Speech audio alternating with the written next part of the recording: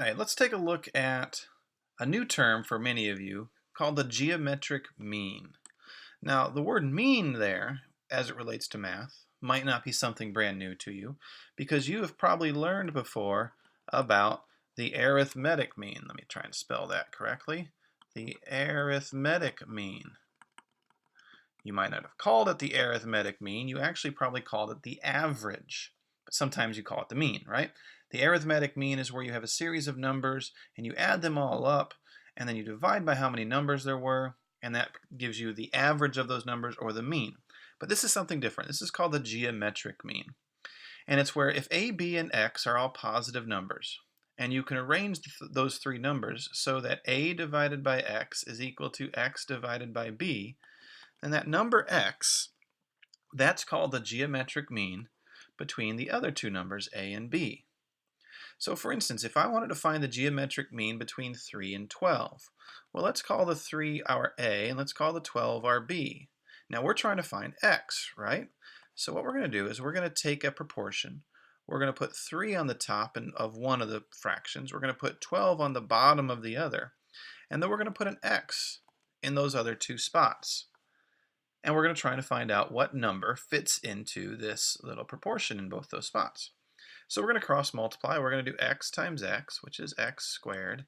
It equals 3 times 12, which is 36. So x squared equals 36. Well, what number do I take times itself to equal 36? You might know it off the top of your head. If not, you can grab your calculator and you can do the square root of 36, because if I square root both sides, the square root and the squared exponent are going to kind of cancel each other out.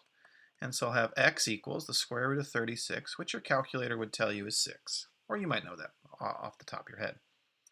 Now let's make it a little bit more challenging. I have 7 and 10. I'm trying to find the geometric mean between 7 and 10. Well, the 7 can be my a and the 10 can be my b, so that when I set up my proportion with x in those two spots, and 7 here and 10 there, now I have x squared equals 7 times 10, which is 70.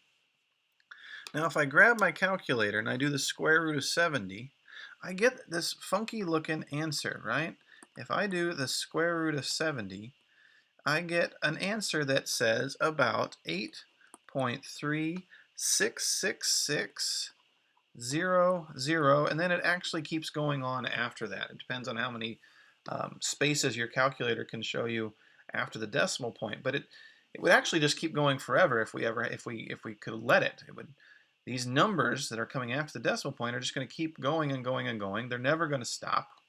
They're never going to repeat, so there's not going to be a repeating pattern in them. They're just going to keep going.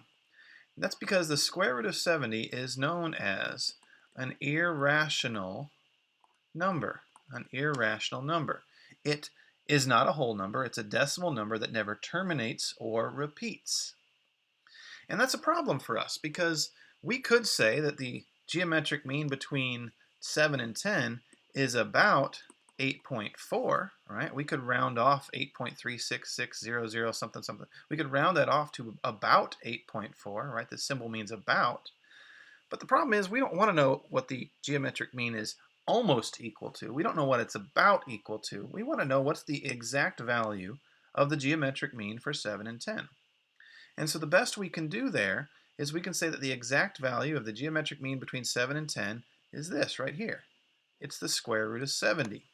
We leave our answer in what's called radical form because this, even though it doesn't look like the way of expressing a number that we're kind of used to, this is the exact, we can say equals, not about, it's the exact value of the geometric mean between 7 and 10. And this is going to happen a lot when we're dealing with geometric means. We are going to work a lot with radicals. This is something that you probably touched on a little bit back in Algebra 1, but we're going to do a little review. Anytime you're writing radicals as your answer or dealing with radicals, we should be writing them in simplest form. And the simplest form of a radical is not quite like simplest form of a fraction, but you've got to have that kind of same mindset that, we might have to change the way our radical looks so that it's following a certain set of rules. And these are the 3 rules that a radical has to follow if I'm going to write it in simplest form.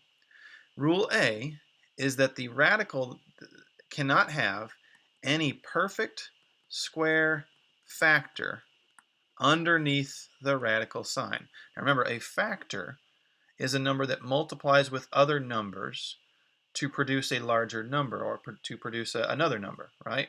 So for instance, the number 6 is equal to 3 times 2. So 3 and 2 are factors of 6. And so when we're dealing with a radical, like down here in example A, I have the square root of 75.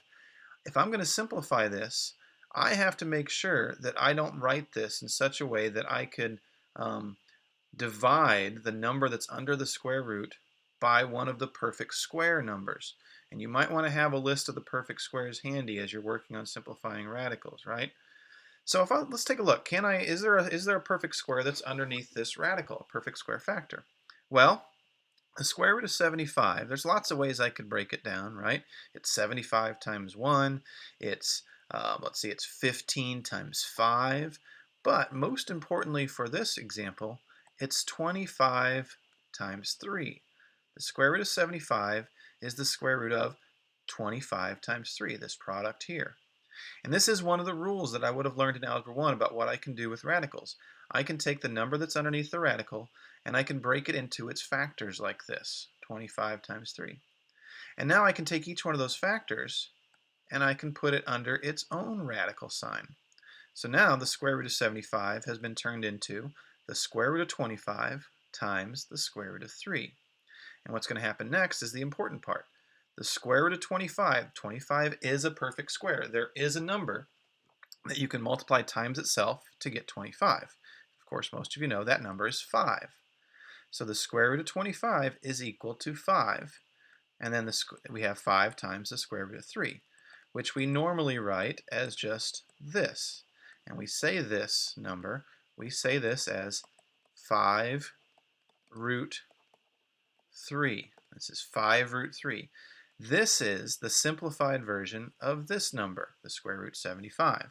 You can check it in your calculator. You can type in the square root of 75, and you get an answer that's like 8.660254, blah, blah, blah, blah, blah.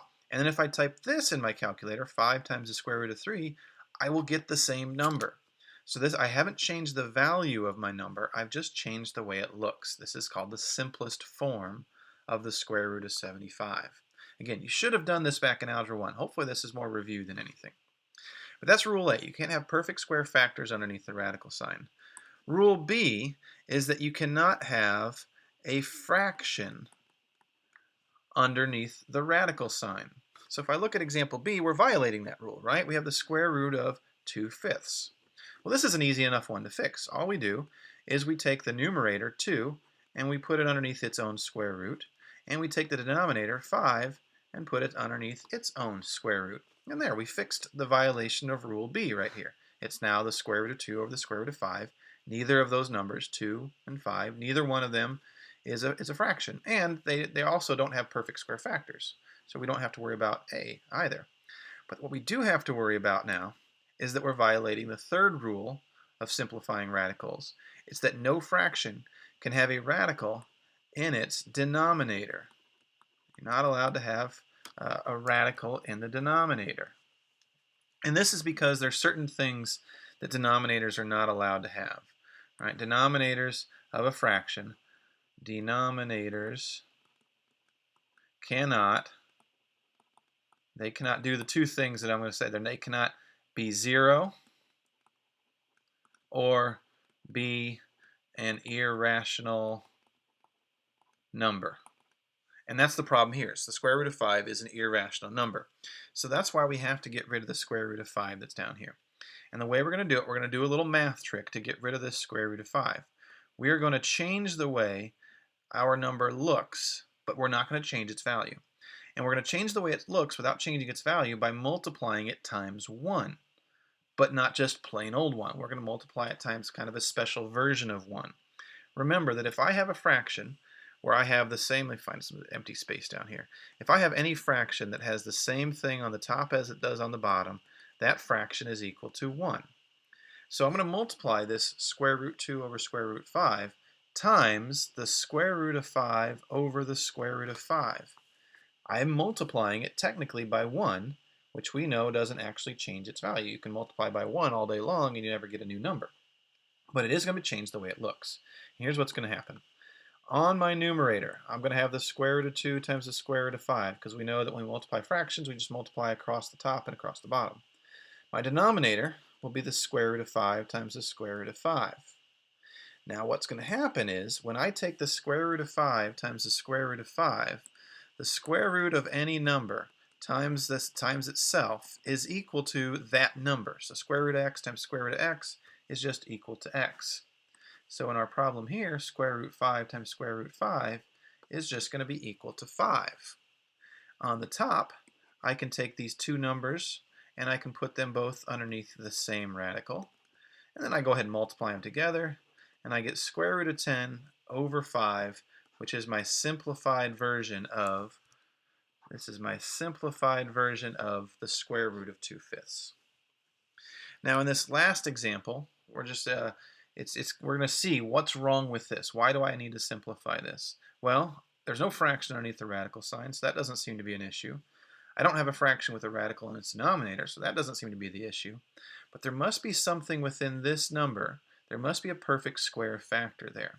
So I got to think to myself, well, what perfect square can I divide 48 by? And the first perfect square I can think of is 4, which I can divide 48 by. So now I say, okay, this is 2 times the square root of 4 times 12. And then I say that's 2 times the square root of 4 times the square root of 12. And the square root of 4 comes out as 2.